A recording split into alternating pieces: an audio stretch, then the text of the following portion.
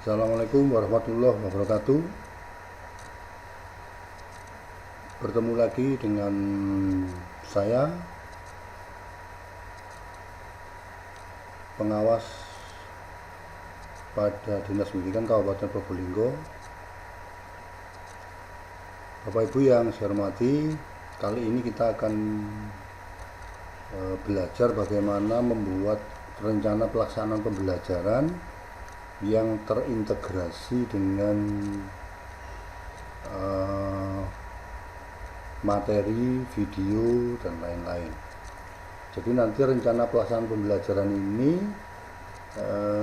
dapat kita gabungkan dengan pelajaran yang kemarin, yaitu membuat buku digital dan latihan interaktif. Jadi Bapak Ibu guru kemarin sudah belajar tentang membuat buku digital dan latihan interaktif.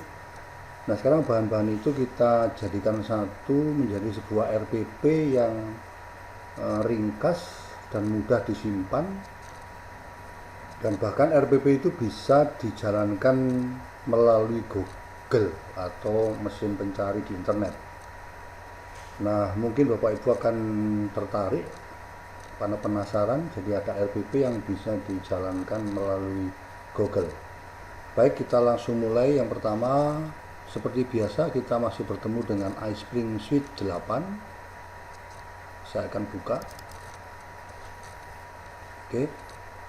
Nah, untuk membuat RPP yang terintegrasi tadi, itu kita menggunakan fitur yang dipakai adalah kalau kuis kemarin membuat soal, interaksi ini membuat buku digital. Nah, sekarang yang kita pakai untuk membuat RPP itu adalah interaction, tetap interaction kita pilih. Kemudian kalau kemarin buku, sekarang kita gunakan adalah directory. Jadi menu yang digunakan adalah directory. Kita klik directory. Oke, maka muncullah lembar untuk membuat RPP. Sekali lagi, menu yang dipakai adalah directory, jadi lembar untuk membuat RPP. Sebelum membuat RPP, siapkan kurikulum darurat yang sudah dikeluarkan oleh kementerian. Kurikulum darurat yang kemarin yang ada perubahan KIKD yang disederhanakan. Nah, itu kita siapkan. Di sini sudah saya siapkan. Ini ada contoh matematika, ada IPA, dan ada PKN. Nanti kita pakai salah satu saja. Oke, jadi yang pertama yang kita buat adalah direktorinya apa.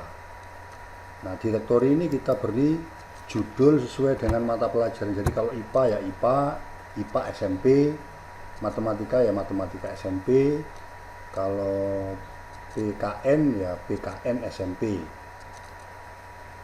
PPKN SMP ya. Oke, kita mulai dari misalnya ini PPKN SMP. Nah, kita tulis PPKN SMP. Ini adalah direktori yang akan muncul di slide awal gitu ya. Setelah direktori kita buat, kemudian kita buat introduction atau pendahuluan. Jadi kita klik add introduction, ini kita klik ya, ini kita klik. Nah, introduction ini kita isi dengan rencana pelaksanaan pembelajaran di RPP.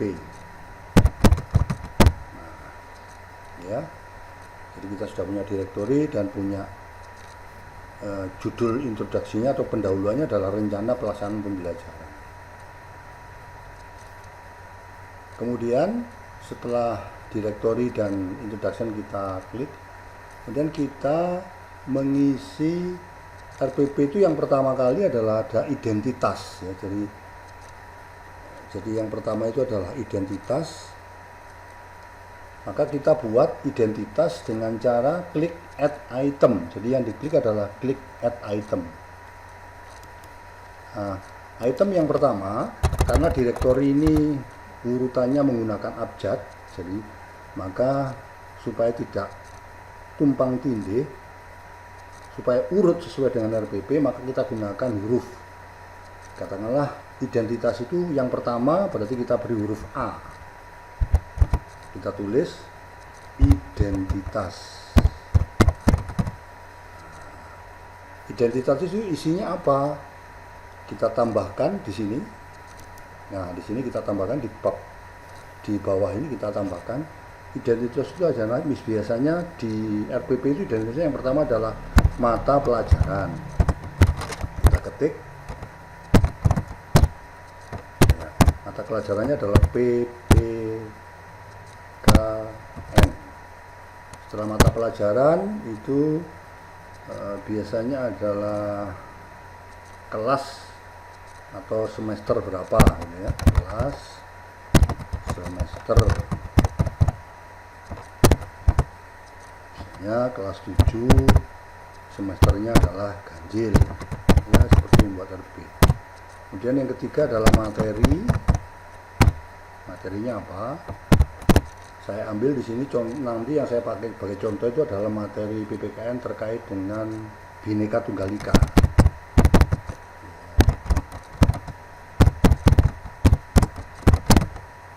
Kemudian ada tambahan alokasi waktu.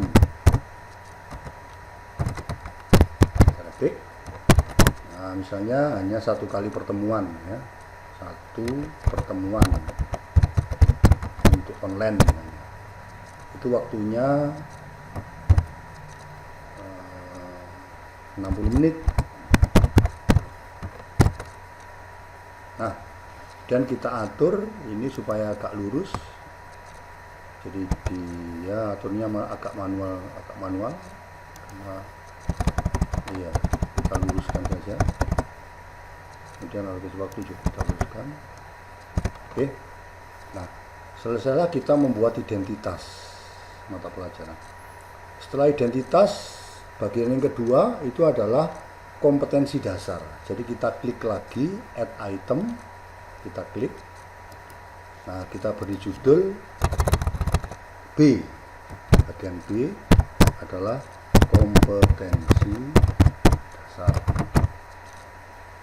Kompetensi dasar kita buka kurikulum darurat yang diterbitkan oleh kementerian. Nah, ini ternyata Bhinneka Tunggal Ika itu adalah KD 33 untuk pengetahuannya dan KD 43 untuk keterampilannya. Kita tinggal copy saja ini di blok, kemudian klik kanan, kemudian copy, kemudian kita masuk ke di sini, kemudian kita paste atau Ctrl V. Nah, muncullah KD yang sudah kita copy tadi. Hanya ini diperbaiki dengan cara ditarik, kemudian ini juga diklik, ditarik backspace, kemudian spasi supaya lebih rapi.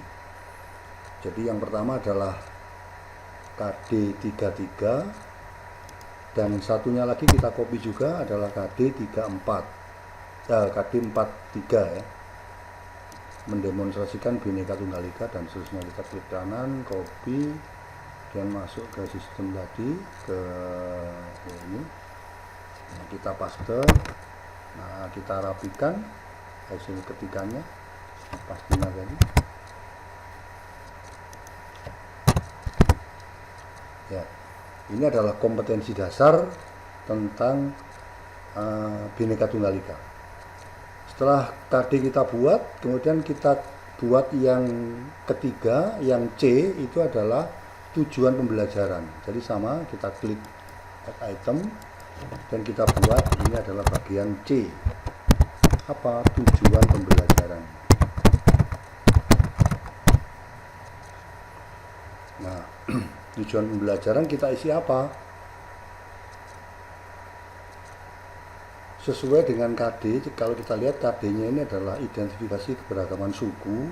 Jadi kita bisa lihat sebelum menulis tujuan ini, kita bisa klik kompetensi dasarnya tadi apa. Jadi tidak usah di scroll ya. Jadi cukup klik lagi saja. Oh, KD-nya tentang mengidentifikasi Bhinneka Tunggal Ika. Kemudian demonstrasi Bhinneka Tunggal Ika. Berarti tujuan pembelajarannya adalah bisa kita buat singkat, misalnya melalui apa kegiatan yang kita luncurkan di era pandemi ini kan membaca buku digital dan latihan interaktif ya. Jadi kita buat saja ringkas melalui membaca buku digital gitu, koma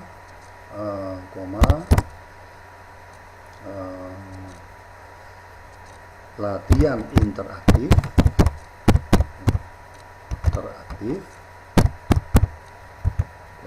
dan penugasan oleh guru peserta didik dapat, dapatnya kita arahkan ke KD ini, dapat mengidentifikasi dan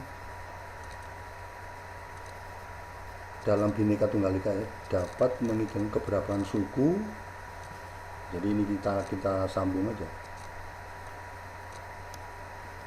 keberagaman gini kita copy, misalnya copy, dapat apa, dapat itu gitu ya, dapat itu, dapat mengidentifikasi, nah ini kecil,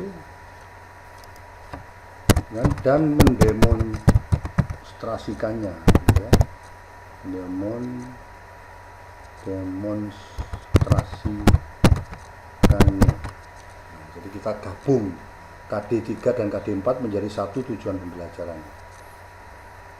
Oke, yang C tujuan pembelajaran sudah. Kemudian yang setelah identitas, kompetensi dasar, kemudian tujuan pembelajaran, bagian yang keempat adalah kegiatan pembelajaran. Jadi komponen ini kita mengacu kepada keputusan Kementerian baru bahwa RPP sederhana ya, komponennya jangan terlalu banyak, paling tidak ada 3, tujuan, kegiatan, dan penilaian, tapi ini kita tambah 2. Jadi setelah tujuan kita tambah lagi 1 adalah kegiatan pembelajaran, berarti itu adalah bagian D, kegiatan pembelajaran. Nah, kegiatan pembelajarannya bagaimana? Kita tuliskan di paling bawah ini dengan sangat rinci. Kegiatan pembelajaran itu ada kegiatan awal, Nah,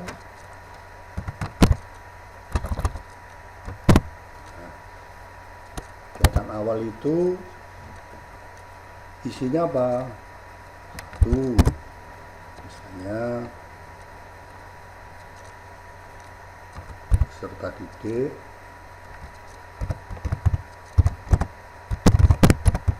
diminta berdoa sebelum belajar. Kedua,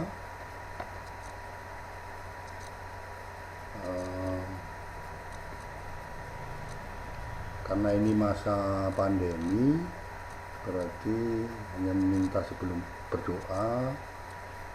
Kemudian guru menginformasikan ya, guru memberi informasi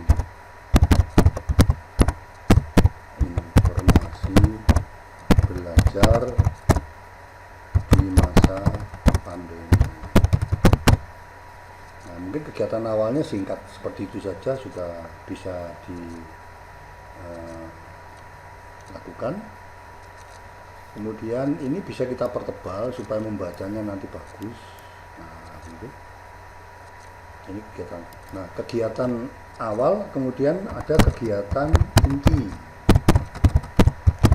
Kegiatan intinya apa? Yang pertama adalah peserta didik diminta membaca buku digital. Nah, itu yang sesuai dengan yang sudah kita buat. Buku digital terkait materi Bhinneka Tunggal Ika. Keunggulan dari aplikasi ini adalah bukunya itu sudah bisa langsung kita masukkan di dalam aplikasi ini. Jadi nanti orang yang membaca RPP juga bisa menggunakan karena bukunya sudah ada di sini. Nah, buku Bhinneka Tunggal Ika ini sudah Bapak Ibu buat beberapa hari yang lalu. Nah, saya tinggal panggil saja bukunya. Caranya adalah kita klik, ini menu untuk masukkan gambar, yang tengah ini untuk masukkan video, dan yang ini memasukkan file flash. Nah, buku digital kemarin itu ada file flashnya, sehingga kita bisa menggunakan, tinggal klik saja file flash ini. Nah, kita cari hasil dari pekerjaan kemarin. Saya akan cari filenya itu ada di hasil. Nah, misalnya ini kita ambil salah satunya di buku. Nah, kebetulan saya ambil karena PKN ini kebetulan saya ambil miliknya Pak Imron. Nah, Pak Imron ini ada dari SMP. Nah, ini kita klik, kemudian kita klik. Nah, ada tulisan Movi inilah yang kita sisipkan di aplikasi ini. Nah, jadi buku digital yang mau dibaca anak-anak itu sudah muncul juga di RPP kita ini. Kita tinggal bisa ngatur RPP ini diletakkan di sebelah kanan, kemudian atau kembali, atau diletakkan di sebelah kiri bukunya. Jadi membaca buku digital itu bukunya mana? Bukunya ada di sini sudah. Ya. Oke, ini kegiatan intinya. Kita pertebal juga.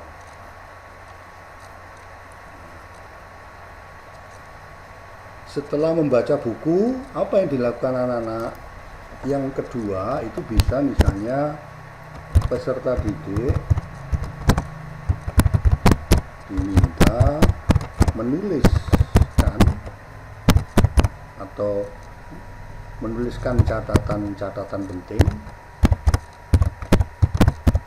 hasil dari membaca buku digital tadi.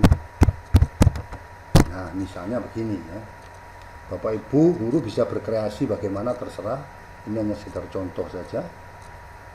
Oke, ini kegiatan intinya. Jadi anak membaca buku digital, kemudian dia menuliskan hal-hal yang penting dalam bacaan itu. Nah, setelah menuliskan, apa yang dilakukan? Yang dilakukan adalah yang ketiga. Yang ketiga itu bisa di bawah, bisa juga kita enter 3. Nah, begini juga bisa, sama saja. Misalnya setelah membaca buku dan menulis yang penting, yang ketiga selanjutnya mereka latihan interaktif ya. Peserta didik diminta untuk mencoba latihan interaktif. Nah, latihannya mana? Latihannya juga bisa kita masukkan di dalam sistem ini. Jadi otomatis kita akan tahu.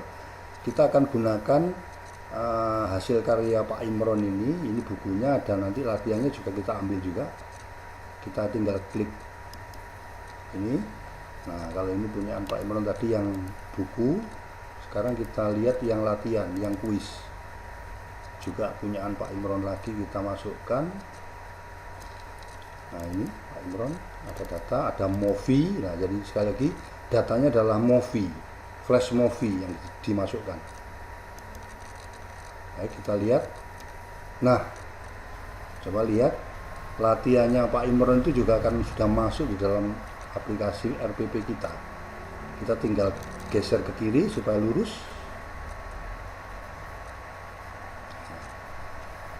Setelah mengerjakan latihan, apa yang dilakukan anak-anak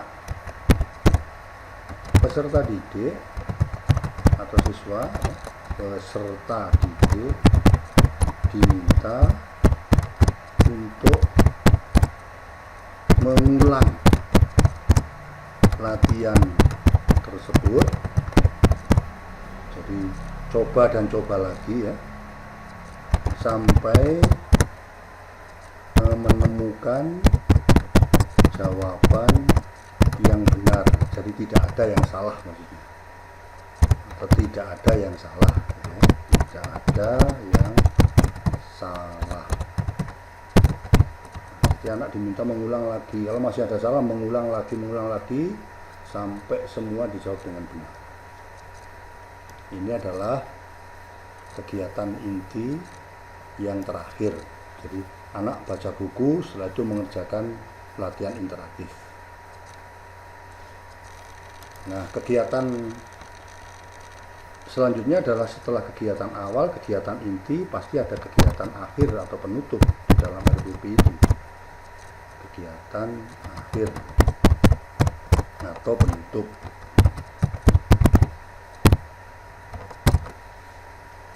Jadi ada kegiatan inti, kegiatan awal, kegiatan inti, dan kegiatan akhir atau penutup.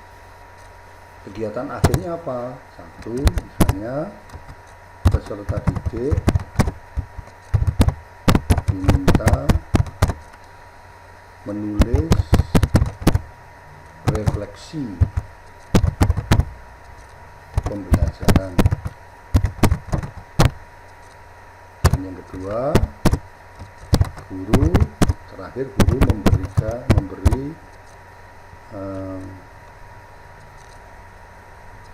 informasi dan tugas lain terkait Bhinneka Tunggal Ika misalnya gitu ya.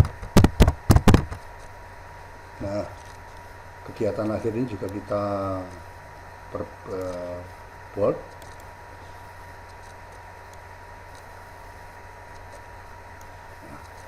Selesailah kegiatan pembelajaran yang sudah kita buat, sudah tersimpan di dalam sistem ini. Kita tinggal membuat satu tahapan lagi setelah identitas, KD, tujuan pembelajaran, kegiatan. Yang terakhir, ya yang terakhir adalah penilaian. Jadi kita buat lagi add item, diklik. Nah, kemudian kita klik bagian E, yaitu penilaian.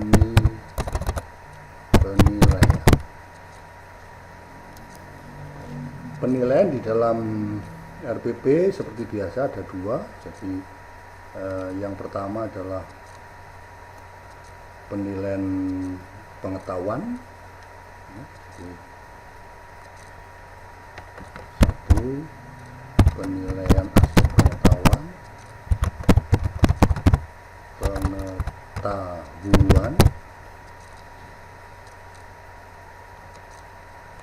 Dan yang kedua adalah penilaian aspek keterampilan.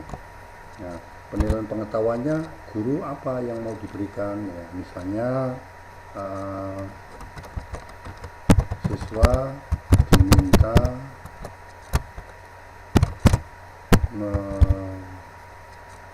mengerjakan soal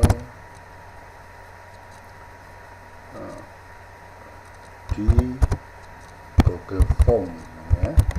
Ini misal tambahan Google Form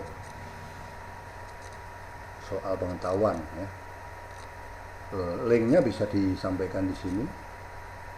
Terus yang kedua, penilaian aspek keterampilan. Misalnya peserta didik diminta membuat poster tentang Bhinneka Tunggal Ika. Tadi karena saya sudah menyebut peserta didik, kita buat sama semua ya, jadi tidak siswa lagi tapi peserta didik. Oke, ada jawab. Penilaian pengetahuan kita blok, penilaian keterampilan juga kita blok. Nah, ada tambahan penilaian sikap bisa disampaikan karena ini pelajaran PKN. Jadi jadi yang ketiga ada penilaian sikap.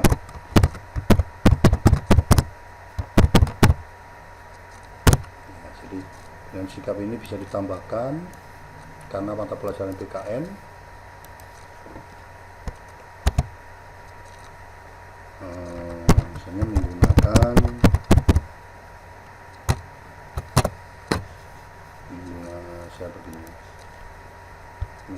menggunakan instrumen terlampir.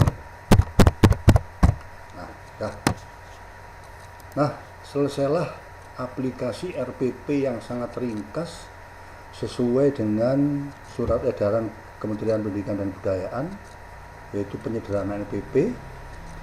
Ada tujuan, ada kegiatan belajaran, dan ada penilaian. Nah, kita lihat, kita tinggal mengulang saja. Jadi ini identitas, jadi tidak akan hilang di dalam sistem ini, sudah tersimpan semua. Dan kalau kita ingin lihat bagaimana sih sebenarnya preview atau tampilan kalau nanti dijalankan di Google atau di Firefox atau di Opera dan lain-lain, kita klik preview saja hasil dari RPP kita. Nah, RPP kita nanti begini modelnya. Jadi, rencana pelaksanaan pembelajaran. Kalau mau identitas ya identitas diklik. Kalau ingin tahu KD ya KD diklik. Dan tujuannya apa kita tinggal klik. Kemudian bagaimana kegiatan pembelajarannya kita tinggal klik. Nah, kita lihat jadi bukunya, buku digitalnya itu sudah masuk di dalam RPP kita. Jadi RPP yang benar-benar memanfaatkan kemajuan teknologi.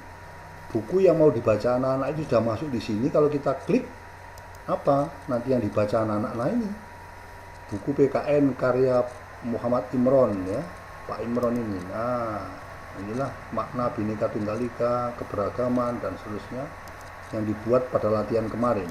Terima kasih untuk Pak Imron ini ya. Oke. Nah, inilah buku yang akan dibaca pada saat pembelajaran itu. Kemudian latihan interaktif itu yang mana yang mau dikerjakan, kita tinggal klik saja maka muncullah latihan interaktif itu. Nah, ternyata nanti yang akan dikerjakan anak-anak adalah ini, Bhinneka Tunggal Ika berada di kepala burung Garuda, benar atau salah? Nah, benar. Apa makna Bhinneka Tunggal Ika? Satu jua dan seterusnya ya. Kemudian pernyataan mana yang sesuai dengan makna Bhinneka Tunggal. Jadi ini anak berpikir jawaban yang lebih dari satu ya. Ini kan juga berpikir analisis juga anak-anak. Apa yang sesuai dengan makna Bhinneka Tunggal berbeda tetapi tetap satu, itu benar. Terus perbedaan dan segala-galanya tidak cocok, bercerai kita runcul tidak cocok, berbeda tetap satu jua cocok. Jadi ada dua jawaban yang benar. Nah, benar juga. Apa nama lambang negara?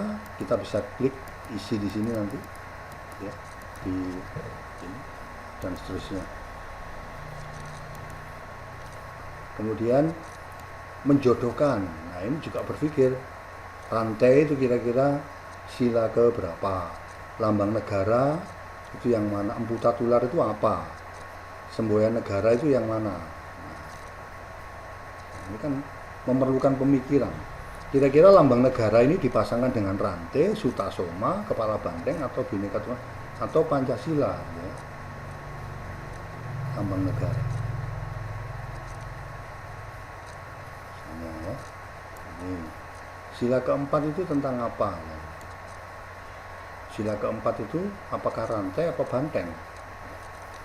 Dan seterusnya ya. Ya. Baik. Nah, inilah RPP karya kita yang sudah kita buat dengan menggunakan tetap menggunakan asing. Bagaimana penilaiannya juga akan kelihatan di sini. Nah, baik, langkah terakhir RPP ini biar bisa dijalankan di Google atau di aplikasi browser di internet, Google, Chrome, kemudian Internet Explorer, Firefox atau yang lain, kita publish hasil pekerjaan RPP kita. Kita publish.